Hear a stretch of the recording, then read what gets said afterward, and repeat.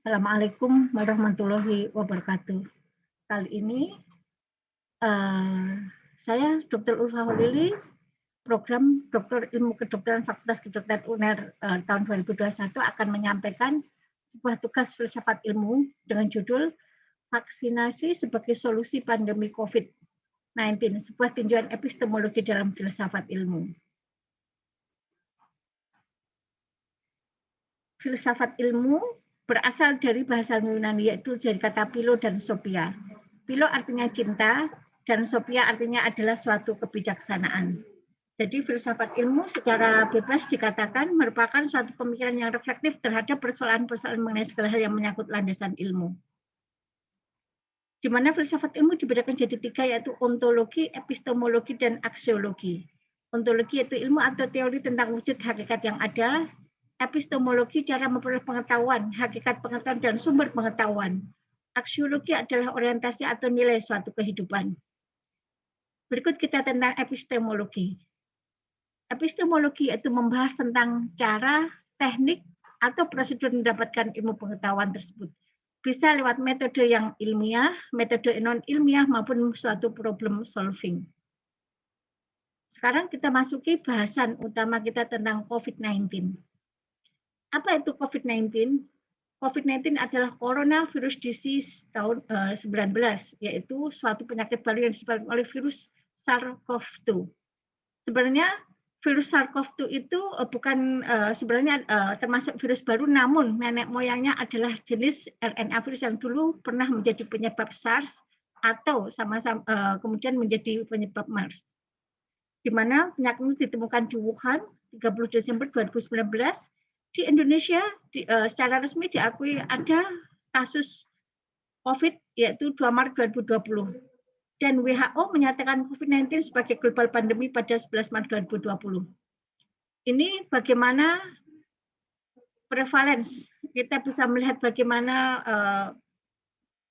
penyakit COVID-19 ini menyerang berbagai belahan negara-negara di sana. Yang menonjol dari penyakit ini adalah kemudahannya untuk spreading atau menular. Bagaimana dengan data di Indonesia? Ini adalah kasus di Indonesia COVID-19 per 4 Maret 2021 bisa kita lihat yang terkonfirmasi adalah 1.361.098 jiwa, kasus aktifnya 10,9%, yang sembuh 86,4%. Walaupun angka yang meninggal seolah adalah kecil 2,7%, namun jangan lupa 2,7% dari semua kasus terkonfirmasi, artinya yang meninggal adalah 36.897 jiwa selama setahun pandemi ini di Indonesia. Suatu angka yang cukup besar sekali. Kita kembali lagi ke strategi pengendalian COVID, di mana ada 3 strategi besar. Pemerintah mencanangkan program 3T, tes, tracing, dan treat. Kemudian masyarakat dengan program 3M, yaitu diharapkan untuk memakai masker, mencuci tangan, dan yang ketiga adalah menjauhi kerumunan. Dan yang terakhir adalah vaksinasi. Kita fokus ke strategi yang terakhir, yaitu vaksinasi COVID-19 secara sisi epistemologi. Mungkin dalam benak kita bertanya, kenapa kok pilih vaksinasi? Dan nanti selanjutnya, apa sih yang dimaksud dengan herd immunity? Kita kembali ke ilmu dasar. Ini adalah suatu sistem tubuh kita. Jika ada patogen yang ada, artinya itu dianggap sebagai suatu antigen, maka tubuh akan membentuk antibodi sesuai dengan patogen tersebut. Ini adalah kalau misalnya patogen yang berbeda, nanti juga dibentuk antibodi yang berbeda. Cara kerja vaksin adalah vaksin nanti ini adalah merupakan paparan kuman. Pilihannya ada kuman itu yang dilemahkan, ada yang dimatikan, atau ada yang diambil sebagian partikel dari kuman tersebut. Kemudian dimasukkan dalam tubuh, sistem imun kita akan merespon untuk membentuk antibodi yang dapat mengingat dan mengenali kuman tersebut. Diharapkan antibodi tersebut memiliki kemampuan mendeteksi dan melawan kuman tersebut apabila kelak di suatu hari akan terpapar oleh bakteri tersebut. Ini cara kerja vaksin tadi, prinsipnya adalah tadi menghasilkan sistem imun Kemudian ini vaksin merangsang imunitas untuk membuat zat kekebalan yang kita sebut dengan antibodi. Tadi jika mengenal akan terbentuk reaksi imunitas. Ini lebih spesifik lagi adalah bagaimana cara kerja vaksin virus corona. Vaksin disuntikan ke pasien, di sini tampak vaksin bahan dari corona. Vaksin memasuki sel yang lalu mulai membentuk produksi protein pucuk virus corona. Itu adalah spike proteinnya yang dimasukkan. Hal ini akan memicu sistem kekebalan tubuh untuk memproduksi antibodi dan mengaktifkan sel T untuk menghancurkan sel yang terinfeksi. Jika pasien kembali diserang virus corona, antibodi dan sel T akan terpicu untuk melawan virus tersebut.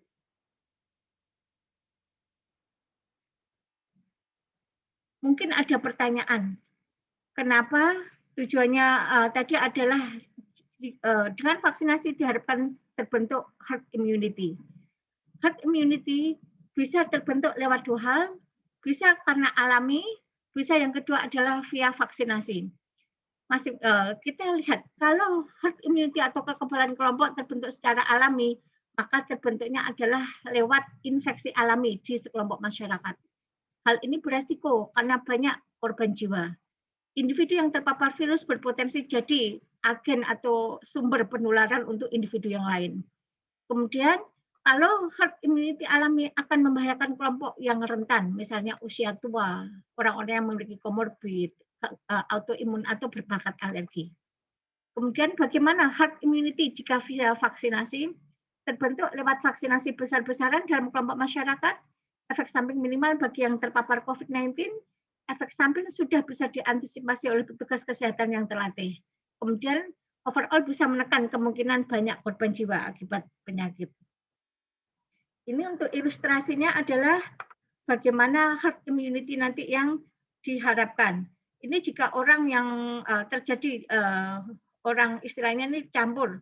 Yang biru adalah yang belum punya imun, tetapi masih sehat. Yang warna kuning adalah sudah memiliki kekebalan dan sehat. Yang warna merah adalah tidak memiliki kekebalan, sakit, dan menular. Jika tidak ada herd immunity, maka ini semua akan bercampur, kemudian terjadi secara natural atau alam terjadi spreading.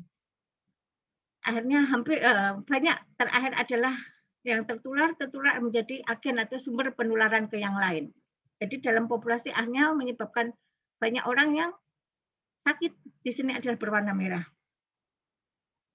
Ini kita lihat ilustrasi ini juga bagus menggambarkan bagaimana makna atau fungsi herd immunity atau kekebalan kelompok. Kita lihat yang hampir sama dengan tadi, yang biru adalah tidak ikut imunisasi, yang kuning ikut imunisasi dan sehat, yang merah adalah tidak ikut imun tetapi sakit. Kita lihat ketika tidak ada yang ikut imunisasi, maka penyakit akan menyebar dengan cepat pada sekitarnya. Ketika sebagian orang yang ikut imunisasi, maka penyebaran penyakit mulai terhambat. Yang bagus lagi adalah ketika sebagian besar ikut imunisasi, maka penyebaran penyakit akan terhambat secara drastis. Maka yang sakit jumlahnya kecil atau relatif kecil. Jadi disitulah letak tujuan vaksinasi tadi untuk mewujudkan herd immunity atau kekebalan kelompok, sehingga prinsipnya adalah mencegah spreading. Terutama nanti adalah orang yang menular atau orang sakit tidak bisa menulari orang yang sudah kebal, dan terakhir adalah tidak terjadi penularan pada kelompok-kelompok yang rawan. Ini adalah salah kelompok yang rawan, yaitu orang usia lanjut, anak-anak, penderita alergi, orang yang memiliki autoimun, dan perempuan hamil. Ini adalah tipe-tipe vaksin. Secara keseluruhan ada yang inaktif, ada vaksin hidup, subunit toksoid, dan vaksin metode baru. Sekarang kita masuki bagaimana skenario herd immunity yang mau kita lakukan berdasarkan efikasinya. Di sini ada hitung-hitungan, ada 2 skenario herd immunity, skenario 1 dan 2, di mana nanti di sini dihitung targetnya adalah penduduk yang usia dewasa di atas 18 tahun, efikasi rate-nya dianggap yang pertama adalah 80%, cakupan untuk herd immunity adalah targetnya 75%, ini jumlah penduduknya, jadi terhitung berapa jumlah kebutuhan dosis vaksinasi. Kemudian ini skenario kedua, efikasi rate-nya 60%, cakupan herd immunity 100%. Jadi dari hitungan tersebut dikatakan jumlah masyarakat yang akan mendapatkan vaksin adalah 181,55 juta orang dengan total kebutuhan vaksin 426,8 juta dosis, di mana semua akan ditanggung pendanaannya dari pemerintah. Ini dasar hukumnya Perpres 99 tahun 2020, Kemenkes, kemudian juga Permenkes.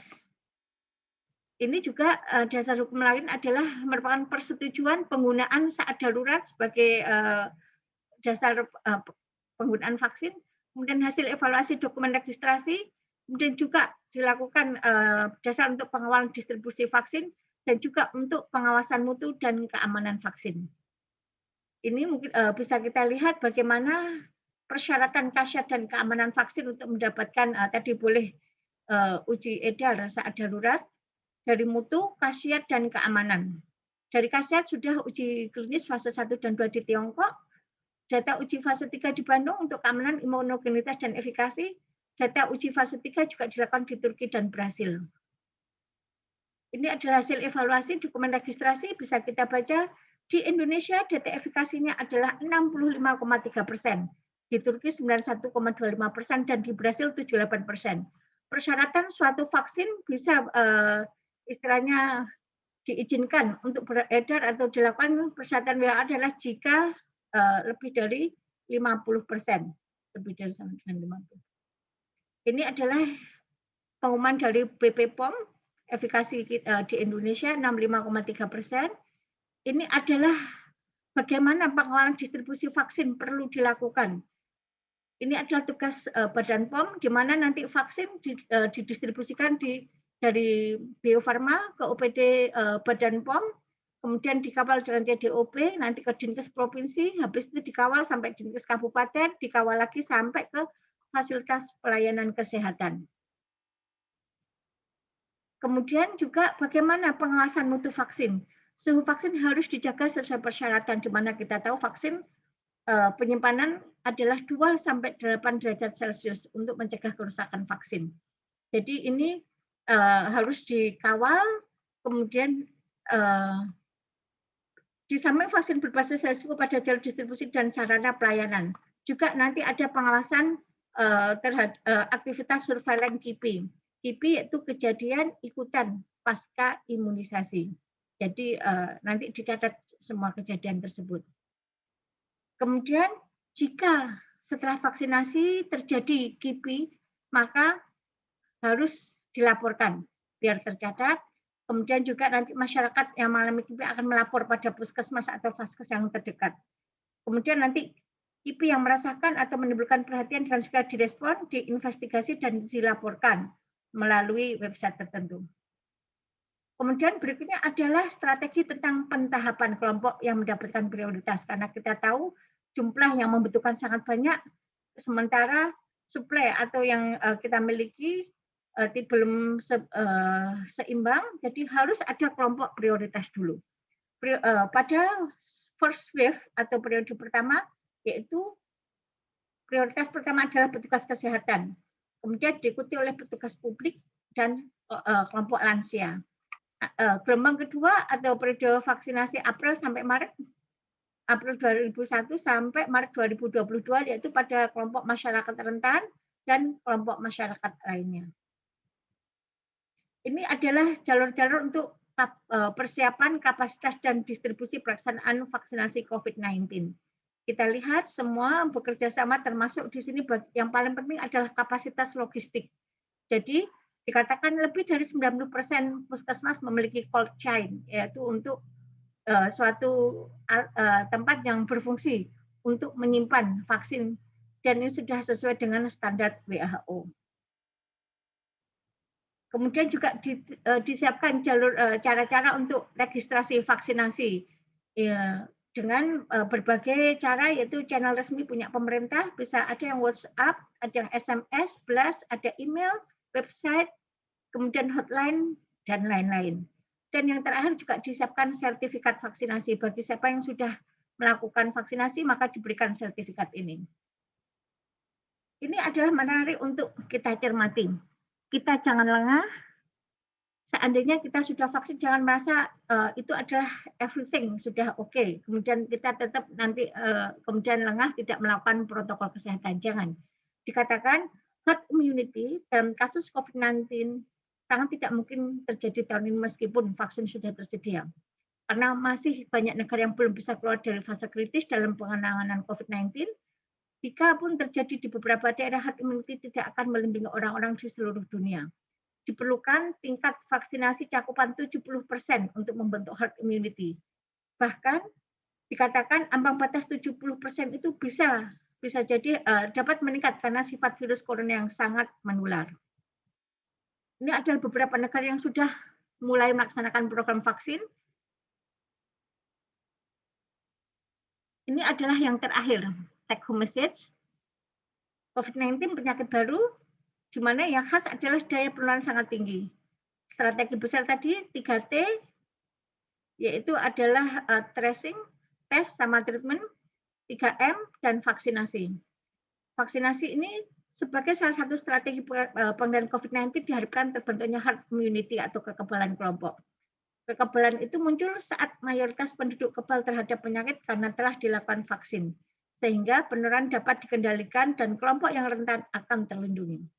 Berbagai pedoman tadi sudah dilakukan oleh pemerintah, langkah-langkah itu mari kita dukung program tersebut. Mengingat bahwa kemungkinan herd immunity tadi baru akan terbentuk setelah cakupan vaksin 70% atau lebih, maka mari tetap menjaga protokol kesehatan atau 3M tadi. Sehingga demikian tinjauan filsafat ilmu secara epistemologi tentang vaksinasi COVID-19. Harapan kita bahwa badai pandemi ini segera berlalu dan kita bisa berkata goodbye pada COVID-19. Terima kasih. Demikianlah tugas saya.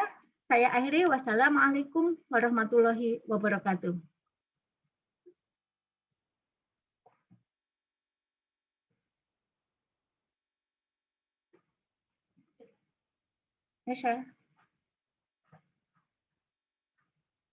Belum.